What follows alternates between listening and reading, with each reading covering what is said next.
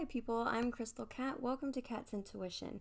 Today I am going to be doing the 21 Tarot question tag created by Lisa and her wife Peggy Papez. I love watching their videos. I thought this was a really fun tag, so here we go. The very first question is, what is the deck that they will have to pry out of your cold, dead hands? And this one for me, I knew right away what it would be. This is the Tarot of the Cat People.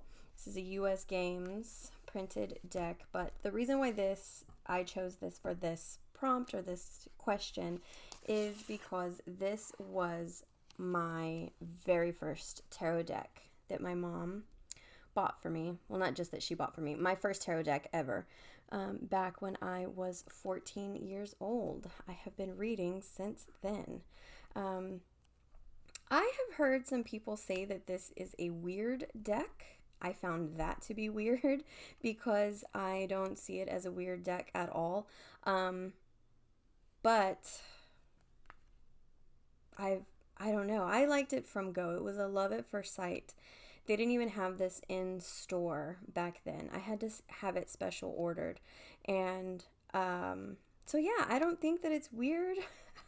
But I've heard not just a few people say it, like almost everybody that I see on YouTube that has this deck, that's kind of what I hear, that it's this weird sci-fi-y type deck, and I don't know.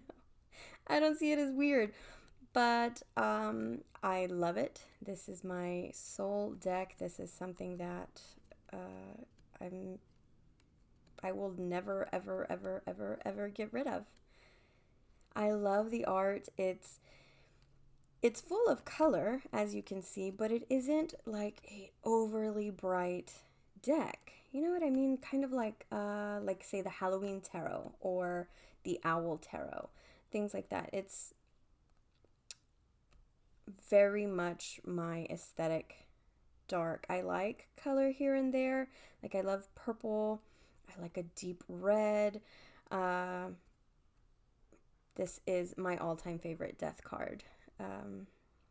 Yeah, every deck that I've ever gotten has had to live up to the hype. And so, yes, this is the deck that they would have to pry from my cold, dead hands, the Tarot of the Cat People. Prompt number 2 would be, what is your guilty pleasure deck? And I will say that every single deck after this one has been a guilty pleasure, honestly. The reason I say that is because for the longest time before I started to grow an online presence, which was kind of recently pretty much, I only read with one deck and one deck only. I was very loyal to this. It's like I didn't want to make this one jealous. You know, I didn't want this one to be mad at me that I read with any other deck at all. And so I didn't. I actually, back in the day, my mom bought me 3 other decks. Yes, 3 other decks. It was the Fantastical deck, the Sweet Twilight deck, and a Dragon deck. And that was it. And I didn't even read with them. Those were purely because I really liked the artwork. And yeah, but if I answer it in a different light, I think I do have a guilty pleasure deck outside of that mentality, right? And it's not because it's a crazy deck. It's not because it's an expensive deck. It is this. The reason why this would be a guilty pleasure deck is because this comes in a 10, and I did not need this. Absolutely. The glare on that is bad. Because I have the full-sized version here. So that's why this would be, I guess, considered a guilty pleasure in a way, because I really did not need this. I love the backs of this deck. I already love cats, and while this would not be considered a cat deck, there is this little black cat in every single card, and I love his mood, his posture, his demeanor, his facial expressions. So yeah, so I would say that this is a guilty pleasure deck because I really did not need to spend the money on a deck that I already had, but the reasoning behind it, I am seeing the world very prominent lately.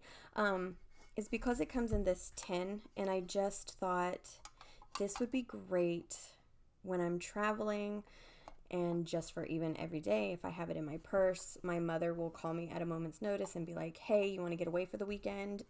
And we will drive up to Orlando, or we will just go to Gulf Breeze. Anyways, I just thought that this would be great because it comes in the tin. I could throw it in my bag and I wouldn't have to be worried, because I am very particular about my things. I would never just put this in my bag or any other box, even if it was a bigger type box, like the 2 pull away part box. I would never just throw it in my purse because I don't like for my things to get damaged. So yes, I would say that this, outside of my first response to this, I would say that this would be a guilty pleasure. All right, so the next question is, what deck, or what's the deck you wish existed? Okay, so a good Christmas deck would be nice, because I've seen some Christmas and they're either way too cartoony, or they're like that old-timey Santa and the old-timey colors with like the... Now, I know I like dark red. I literally just said that was one of my favorite colors, but it's like, I don't know. I don't like the style of the cards that I have seen. So I would say a really good Christmas deck, or a good Alice in Wonderland deck. Now, I know that there are many, and really just good fandom decks, because I have such a gripe with the fandom decks. Like, like the villains, which actually they kind of stepped it up on the pips for the villains deck. But like the Nightmare Before Christmas, the Alice in Wonderland, I have those. The Stranger Things I did not purchase. I can't even bring myself to get that deck. The pips are ridiculous. I don't like the ice cream scoop. So that, I would like for them to step it up and give me a good fandom type deck. That, and the Alice in Wonderland deck, now that I'm thinking about it, let me move some stuff here. I kind of had them in order so that I could easily reach them, but this art, I would like for it to be this type of art. This is, what is that, Insight Editions. Let me just show you real quick. I would like for it to be this type of art, but with good pips. I do not like the ones with the, and I can't get myself to buy, I kind of like the, oh my gosh, Dame something. I just went blank. But, I don't like the big head art with like the big heads and the big crazy noses, and it's ugly to me, and if I don't connect with the art, then there's really no point in getting it. And I'm very particular about my decks. I don't just buy just to buy, and I know I'm not gonna like those other Alice in Wonderland decks, so I'm not gonna get it. Wow, I didn't expect to get hung up that long on that question. So that's what I would like. Really good Alice in Wonderland or Christmas deck. The next question is, what deck would you give to a new reader? Okay, so honestly, I would say, even though it's boring, I would say to complete new reader, start with a Rider-Waite. There are many different color variations that they can choose from. Now, I did not start with a Rider-Waite. I don't even own a Rider-Waite deck, which I am thinking about going and purchasing the vintage tarot. Just so I can do some side-by-side comparisons to show on some decks and some videos. But anyways, but if they just did not like the Rider-Waite art, I would suggest the Dark Mansion Tarot. This, I feel the imagery is, especially if you have a more dark aesthetic, I believe that this artwork is so cool. It's so nice, right up my alley. But I feel like if they picked up a book and all the meanings were kind of, in the Rider-Waite system, that this would be one that they could easily connect meaning to what is being depicted on the card. I don't think that a beginner well, I mean, you can start with whatever you want, but in my personal opinion, just to make it easier, you know, like that groundwork. Learning the ABCs may be boring, but it's the groundwork, it's the foundation. So, you know, that's kind of how I look at this. A Rider Waite may look boring to you whenever you see this ocean of really cool decks, but it just makes it easy. And then you can venture out into the more complex deck, like, say, you know, like the Black Tarot or something like that. I would not suggest something that is so off image wise from the original depictions of the card, because that's just going to make it hard to learn, you know. So I would do Dark Mansion, or I would also suggest the Owl Tarot. This is actually new to my collection. It was a birthday gift from my mother. If you haven't seen, I did a whole little mini series on the 10 days of Krystal, where she gave me a gift or two or three sometimes on each day leading up to my birthday on the 10th. Okay, so this deck is great. Very earthy, very grounded nature vibes, if that is what you like. And I honestly feel like this deck stays really true in the depictions that they have for each card. It's not crazy off base. You see, like the Tower card, I mean, you can get the drama and the feel, the vibe, the message coming from this. And I feel like if you were to pick up a book on the Rider Waite system, or, you know, something like that, that this would be a great beginner deck, because you would easily be able to learn. Like, see the Fool. He may not be at the edge of a cliff, right? But he is stepping out on this branch. He has his little sack with him and a companion. It's not a dog, it's a squirrel, but I feel like a beginner would definitely get the concept and be able to learn with it. This is just such a feel-good deck. It's a breath of fresh air. I am so happy to have it. It is outside of my normal aesthetic. I usually like, you know, the darker decks, but I feel, and it's something that I probably would not have purchased myself, just because I would be like, no, I shouldn't spend the money on it. But because it was a gift, it makes it even more fun, you know, and special. And I'm very happy to have it, because when you're just in that feel-good mood, or you actually want color, or, yeah, I don't know. Owl Tarot. So I am probably including way too many decks per question, but I do have one more that I would suggest to a beginner, and that is the Darkwood Tarot. This was the first deck I bought outside of my Cat People deck, and I love it. I really do. I also think that this would be great for beginners, again, that they don't like the images of the Rider Waite system. I feel like now cards like this, you may have to, you know, stretch a little bit, because this is not typically what you would see as a Chariot card. But I feel like if you did get a book and it maybe included pictures of the Rider Waite original, you know, cards, you could see where it was coming from. And I have to mention that the guidebook for these decks that I have shown you are really great, especially this one. You're taken through this story type scenario, and I think that that would definitely help a beginner really connect with the images and to learn what's going on in the cards and why the artist depicted what they have in these decks.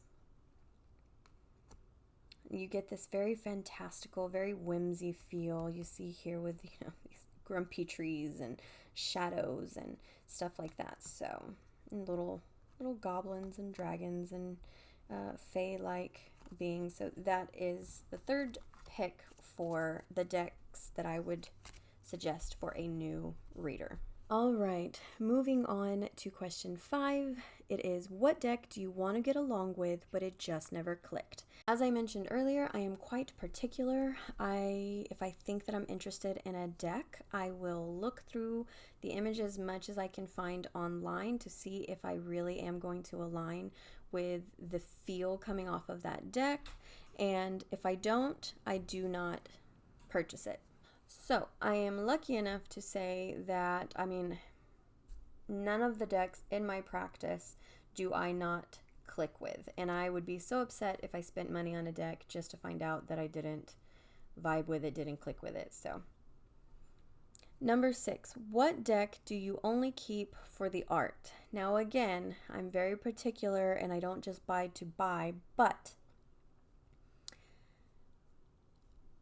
and I don't have any like insanely priced like museum quality decks, but for this answer I would say fandom decks. Like I already showed the Alice in Wonderland. Now I don't usually go for pip decks, but I really do like this one. So I would say that decks that I only keep, see, I mean, it's still in order because I've really been wanting to bond with it and get used to the pip cards. So I would say decks like this I definitely keep because it's nostalgia, or it's nostalgic for me, brings me back to when I was a kid, and I like the colors that they used. I like the artwork.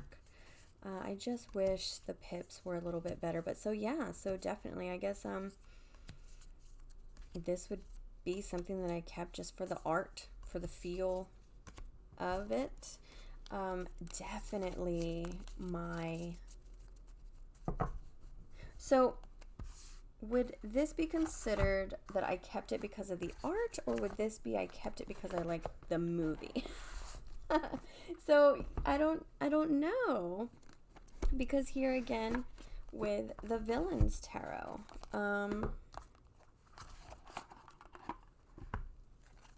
so yeah, I guess this kind of, now that I'm going through this, I guess this kind of doesn't fit that question, which deck do I keep for the art, because this is because I liked that movie and because it's a nostalgic type thing. So but I do like this art because it makes me feel good, and it, you know, it transports me back to that time when I was little, and I love all the different, and this is a really cool one, the Villains Tarot, because unlike like the Nightmare Before Christmas deck, it's only Nightmare Before Christmas, or the Alice deck, it's only Alice in Wonderland. The Villains is so cool because we see, you know, the Robin Hood story, the Rescuers Down Under, Aristocats,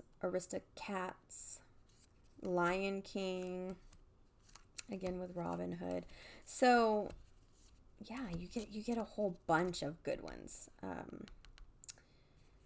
Sword in the Stone, that one I can't remember the name of the movie. So yeah, so that's the cool thing about that deck, is that you get a whole bunch in one instead of, like I said, just one.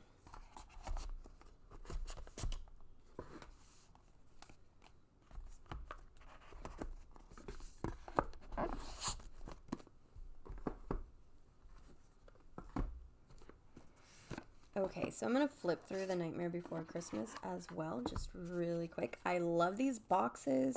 They're so damn pretty. I love the backs of these cards.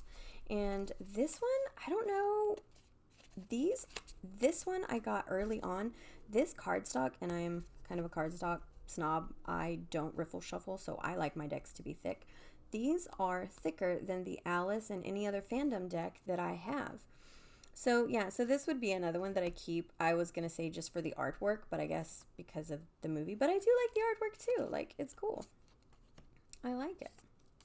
This one I have read with, even though it is pips. I just, I don't know. I like that these pips are more animated than the Alice. The Alice just feels like they got so bored after doing the majors. They were just like, I'm done with this deck. I don't want to do anymore. See, I love it. So yeah, those would be the decks that I keep for the art. Okay, so the next question would be, what deck did you buy because everyone else did? Okay, so I am, as I've said, I am quite particular in what I like and what I don't. So I don't, if I don't like it, I'm not going to buy it just because everyone else has. I have to actually like it. Now, if everyone has it and I do like it, then yes, I'm gonna go get it. But I am not gonna go buy something just because every other person I see has it if I don't like it. It would be kind of pointless because then I would have it in my practice, but I wouldn't want to use it because I don't like it. And it would be so none for that question. Number 8 is, what deck is over your head or just baffles you? I don't have a deck to show for that either because, again, I guess it's a good thing that I am particular, because if I am not attracted to the artwork or I don't think I will be able to read with it, then I'm not going to bring it into my practice. So therefore, in my practice, I don't have any that's over my head or that baffles me. Number 9, what deck surprised you? Oh, now this is a fun one. Okay, so the Halloween Tarot shocked the hell out of me. I got this one because it was around Halloween time. We were entering into October, and I was around this time, as I've mentioned, I was building my practice. I was building up tarot decks because I was building my online presence. And so I thought this one would be cute because it was around Halloween time. And yeah, so I went. I got it. But then, that glare. Sorry. No, I got it. And then I started reading with it. And oh my God. This is such a great deck. It is surprisingly to the point, accurate, dead on. I mean, I don't even know. See, the cat just cracks me up. And it's a very busy deck. Very busy. There is tons of stuff going on in every card. And I guess, I don't know why I doubted it. I guess because it was very themed. I don't know if that doesn't even make sense because each deck has a theme, right? But I guess because it was just so cartoony, I thought, this deck isn't going to be... Not that I didn't like it. I'm just saying, this is kind of hard to word. I don't know. I guess, but I guess because it is so cartoony, I just didn't expect it to blow me away the way that it has. Which is why, obviously, out of all of them, all the decks I could have bought in a 10, I have this one. Because I have such faith in this deck. It is amazing. I love it. And as cartoony as it is, this is in my top cards. It surprised me so much. This one and one more. Yes. Am I being just so awful because I'm doing multiple decks for one question? I don't know. This is the other one that surprised me so much. I knew when I saw it that I really liked it. Obviously, like I said, I'm particular about things. I just wasn't expecting to be hit with such an amazing, an amazing read every time.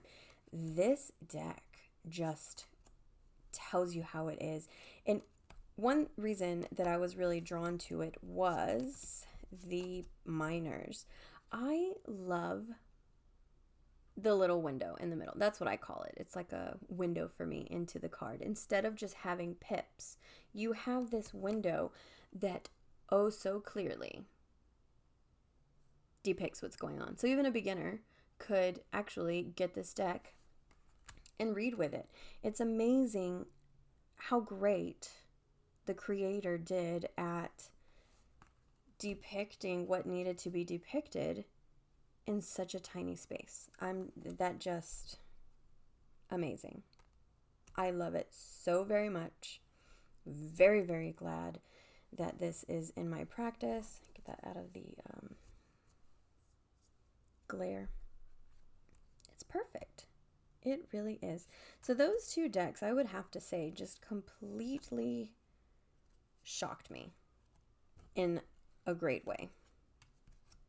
I love this devil card. Real quick, I have to show you. So they're all cats, right? See? And at first glance, you're like, oh, okay, cool, another cat.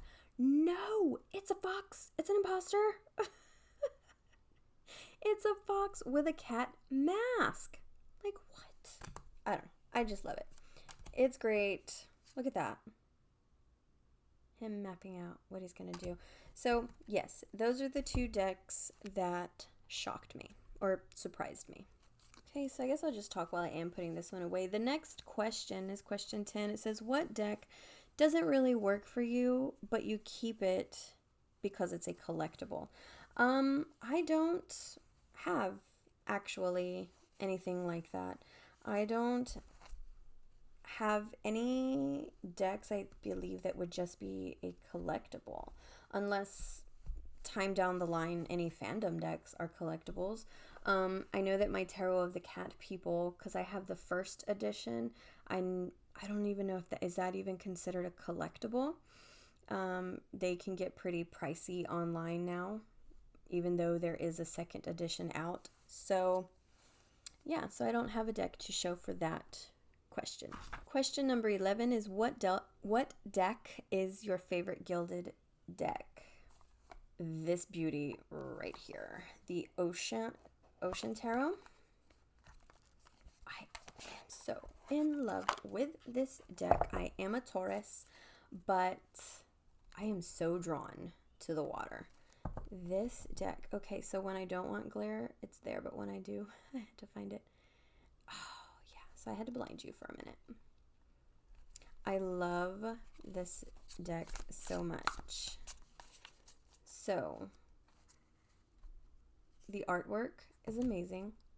She did such a great job. This really, really, really, really, really speaks to my water-loving soul.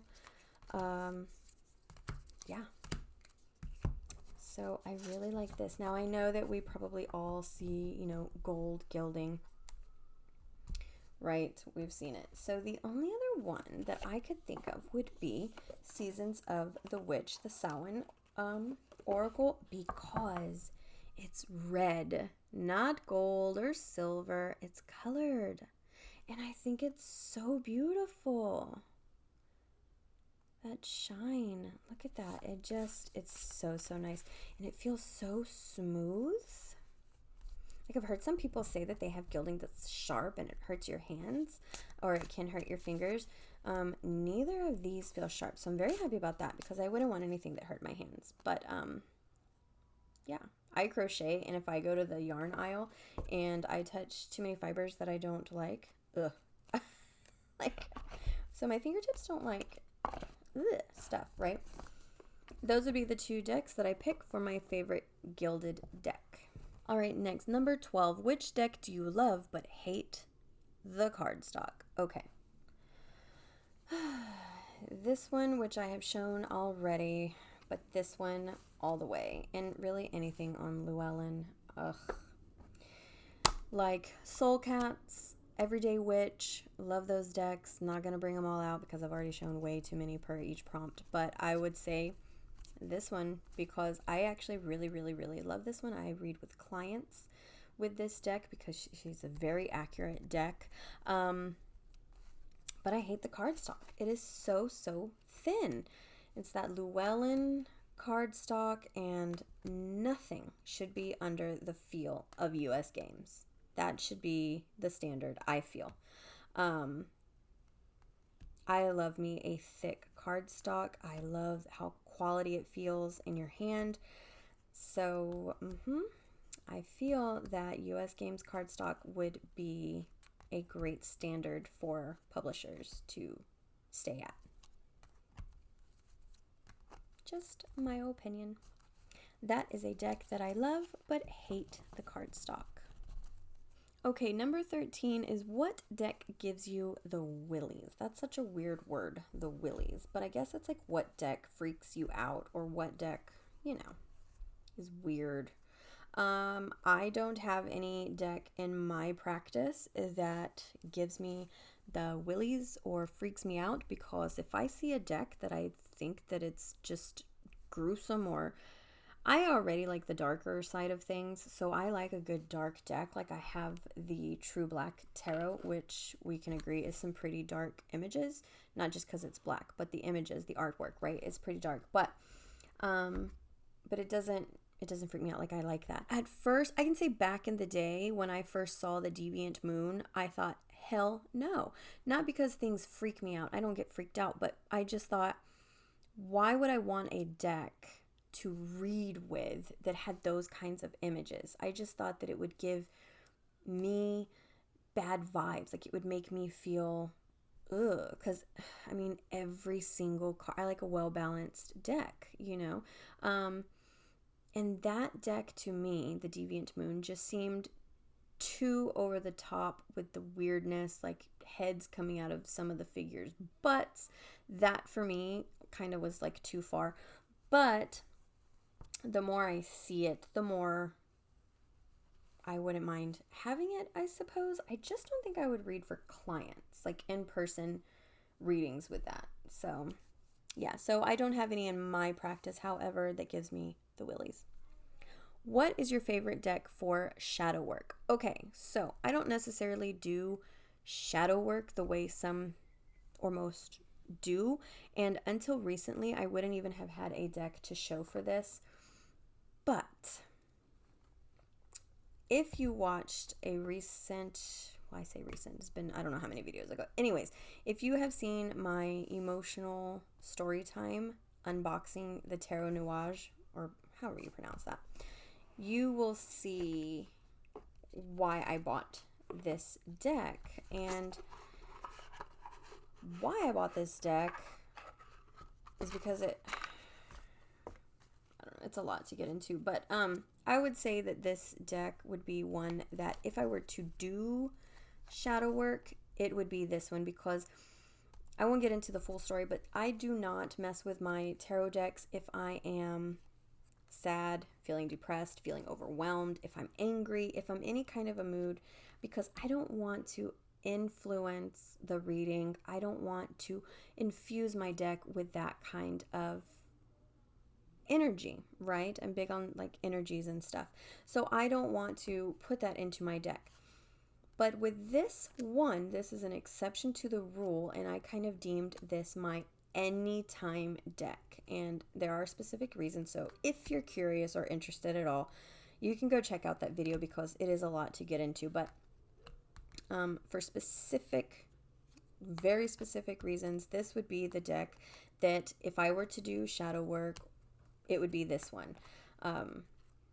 Yes, because as I mentioned, this has been deemed my anytime, any mood, any energy deck that I would use. Now, I think that for a lot of people who want a dark deck to do shadow work with, I truly think that the Black Tarot would be a great option for you. I know that a lot of people have said that they use the Deviant Moon for shadow work because of the nature of the art, because it instills that dark energy, right? Like a moody vibe is what I mean by dark. Well, this deck, the Black Tarot, not to be confused with the True Black, love the backs on this. I do have walkthroughs of this deck on my channel. This was one of the birthday gifts that I was gifted in the 10 Days of Krystal. But this deck, I do believe, because of the images, would be great to do shadow work with. This is the King of Wands, and look how, I mean, oof, that is an imposing image, right? This imposing figure looking back at you. And there is a lot of those. Look at this devil. That's a great devil depiction, in my opinion. But this deck, I believe, would be great for people to do shadow work with. And those are my decks for shadow work. So the next question is, what deck do you love in theory but not in practice? So I don't have a deck to show for that. Again, because all my decks work for me. I love them all so very much. They are a part of me. And I feel the love that they give me back. The only thing I could think of was like, again, I feel like I'm really picking on the Alice in Wonderland deck, but I love the art. I love the happy, feel good time that that deck can instill. The pips are just so lacking in any kind of inspiration. I really feel that they just got bored, like I mentioned. But that would be all I could really think of. So, number 16, what deck would you never use to read for someone else? Okay, I do have two. Of course, no surprise, right? Because of reasons just mentioned about this deck here, this is, and I've actually never had, so it's very interesting. It's like I just now acquired decks to even be able to fill out some of these questions. I never had decks that I wouldn't use for someone else, but again, because of the very specific reasons why this deck is now my anytime, any mood, any energy deck, this is one that I have decided is just for me. Again, for very specific reasons. So that is the Tarot Nuage, or the, I'm not sure how to pronounce it. I really need to look it up. So Tarot Nuage would be one that I would not read for anyone else. The one that I would read for other people, again, my Tarot of the Cat people, would be this one. I would do readings for people with this deck, but not in person. I do not want to risk having this out somewhere and someone touching the cards or messing with them. No, this deck is far too special. It's been with me from the very beginning of it all, and that would be a reason why I wouldn't read in public with this. But like online readings, definitely. So those are the two decks that I would not, in every occasion, read for others with. All right, getting closer to the end. Number 17, what deck would you never use for yourself? And I don't have any deck that I would not read for myself in my practice. All the decks in my practice I would most definitely use for myself. Number 18, what deck would you not bring yourself? What deck could you not bring yourself to buy? I would say any deck over like $90. 80 even. I mean, it would have to be that the deck completely blew me away and spoke to me on a certain level that I just felt that I absolutely had to have it. If I'm going to spend a lot of money on a deck, it has got to be a deck that calls to me, speaks to me, and I think I just absolutely cannot go on. And because I am very particular about my likes and my aesthetic and the feels of things, thank goodness I have not come across any expensive decks that I feel like I just am missing out on or that I have to have. So that would be the, what would it be called? Exception to that rule, to the expense rule. It just, I don't know. Number 19, what's your favorite pip deck? Okay, so again, have different ones for these. I'm not going to pull them all out to show you because I already have. So these would be my most favorite pip decks in my practice. Nightmare Before Christmas deck, Alice in Wonderland. The villains are really good. They really stepped it up. As I mentioned, these just seemed so lacking, so boring. But the villains, if you actually... Okay, I did that all stupid. If you actually look... Are these? Oh yeah, these are still in. I put these back in order because I was going to show them. Okay, so the Three of Wands here, we actually see they're different. Like, what I'm trying to say is each card is different, right? Each card has something different going on. Unlike the Alice in Wonderland tarot, that whenever it says 4 pentacles, it's literally only 4 pentacles. They don't change the mood of the card. You know, some cards are more moody than others. See, this one definitely seems like tricky, like they're getting away with something. So I like that about these pips, that they really stepped it up from the Alice in Wonderland tarot. Excuse me. Even the Nightmare Before Christmas deck, I believe. So they did great on the villains. I don't know if you could, I guess not. I was going to say the Medieval Cat Tarot, but I don't think you can really consider that a pip deck since they have the little windows, as I call them, in each card. So those are my pick for pip cards. Number 20, almost done. What deck slaps you with the truth? Okay, so for this one, let's start with this beauty here. Oh my gosh, I still have not done an in-depth look at this deck because I have not had the time to sit down and dedicate enough time that I feel like this deck deserves. This is the True Black Tarot. Absolutely love this. The images are phenomenal. The information that is given on the shinies, if you do not know, if you don't have it or you haven't read the book, the shinies are not just for looks. Like, there is a reason that the shinies are there. And I love that in the book that the creator gave you the insight. Like, those look like honeycombs. It's not. It's the hormone oxytocin, and they go in there. And I love trivia. I love learning new things. So I really, really, really like that the creator did that with this deck and tells you about it. So this deck most definitely slaps you with the truth. I wouldn't say that it's aggressive in that it delivers it in a mean way or an aggressive way, but from my experience with it, very accurate, very truthful, and it's going to tell you what's what. The other deck that I say slaps you with the truth. Now, this one's not as polite, I think, as the True Black. This one is a bit rough for me at times, honestly. Even my mom has mentioned, whoa. She's like, don't read for me with that deck anymore, because this one will most definitely slap you in the face. And it's interesting to see the different ways that the different decks communicate, and that's what I call it, communicating.